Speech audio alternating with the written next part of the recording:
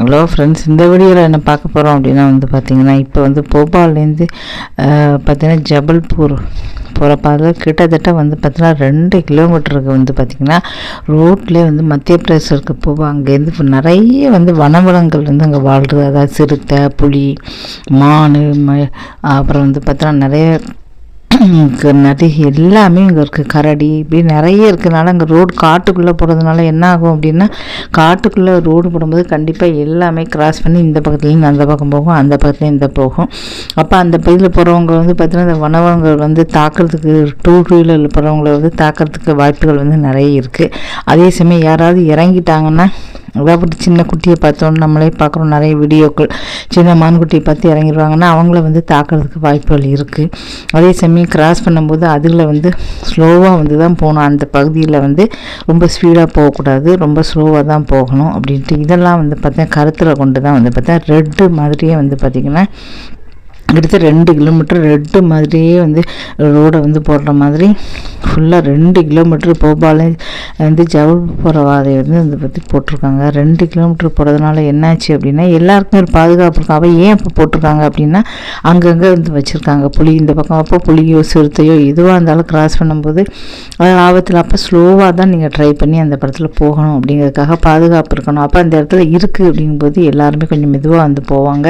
அதே சமயம் யாரும் இறங்கக்கூடாது, வண்டியை விட்டு இறங்கக்கூடாது. காடு நிறைய வீடியோ பார்க்குறோம், காடுகளில் இறங்கிடுறாங்க, செல்ஃபி எடுக்கிறோம் அப்படின்னு சொல்லிட்டு இறங்கும்போது என்னாச்சு, அவங்கள மிருகங்கள் தாக்க இப்படி வனவளங்களை பாதுகாக்கணும், அதே மனிதர்களையும் பாதுகாக்கணும். அப்படிங்கிறதுக்கு 2 கிலோமீட்டருக்கு சூப்பராக பார்த்திங்கன்னா ரோடு காட்டுக்குள்ளே போட்டிருக்காங்க. பார்க்கறதுக்கே அவ்வளோ அழகாக இருக்குது. இது ஒரு பாதுகாப்புக்காக போட்டிருக்காங்க.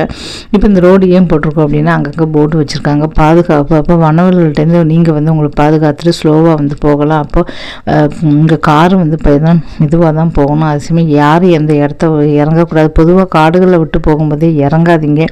அங்கங்கே நிறைய வீடியோ பார்க்குறோம், மான்குட்டியை பார்த்துருக்காங்கன்ட்டு இறங்குறாங்க, இறங்கி செல்ஃபி எடுத்துக்கிட்டு இருக்காங்க. அப்போ திடீர்னு பார்த்தீங்கன்னா பெரிய புலி பாஞ்சு எடுத்துகிட்டு போயிடுது.